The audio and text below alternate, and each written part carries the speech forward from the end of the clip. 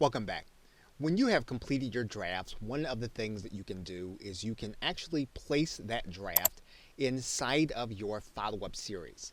And these are actually your autoresponder emails. So in this particular case, what we're going to do is we're going to start this video by clicking the Add to Follow-up series. Aweber is going to give us a message and let us know that this is going to be the first follow-up message. So in other words, when a subscriber signs up for this list, they're going to confirm their email address, and this email is going to be the first one they're going to receive. We're going to go ahead and click the Add to Follow-up series. Now, Aweber is actually going to place you inside of the follow-up area. And you'll notice then that you can now place your messages in order according to how your customer is going to actually see them, and these messages are going to be sent automatically. Now, each of the autoresponder messages are going to have settings. So for example, let's say that we create a second and third message, and we're going to do that quickly, and then we're going to take a look at how we customize the settings. Now, we have gone to the draft section to draft both of our emails, and what we're going to do is we're actually going to move these to the follow-up area. So we're going to click Add to Follow-up Series.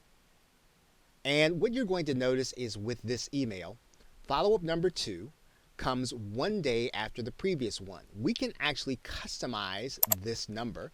We can set it to 2, we can set it to 3, we can set it to wherever we want it to be. We can also have it to appear at a different time. So for example, we can have it to appear on a certain day if we need to. Or we can have it appear at a certain time. We can actually customize when this email is going to appear to all of our clients. We can actually send this email according to each subscriber's local time if we click this link. And then we can actually make it so that all of the days and times will apply to all of the messages in the list. Now, we're not going to do that in this particular case.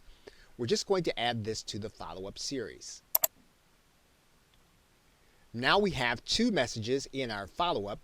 The second one actually comes one day after the first, and it starts at 9 a.m. We can now go back to the draft area, and then we can set the message for the third message. We can add that to the follow-up series, and we can make it so that this message actually comes 3 days after message number 2. We can then click Add to Follow-up Series. And now what we basically have is we have a campaign that we are determining whether or not the campaign actually works.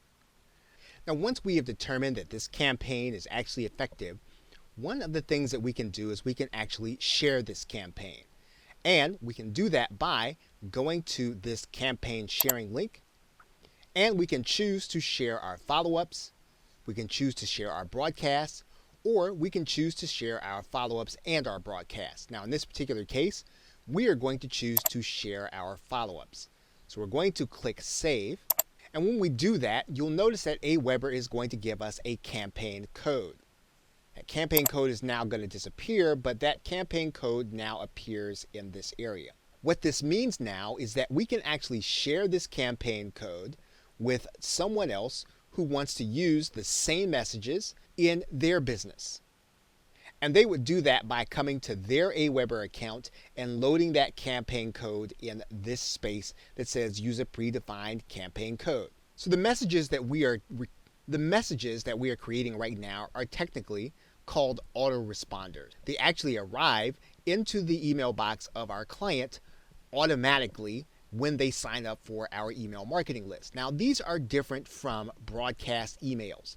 And one of the things that you will have to determine is whether or not you'd like to write your emails and send them out as broadcasts, or whether or not you'd like to have them go automatically to your customers and your clients.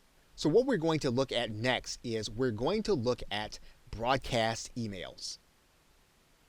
Okay, so with that, thanks, and I will see you in another video.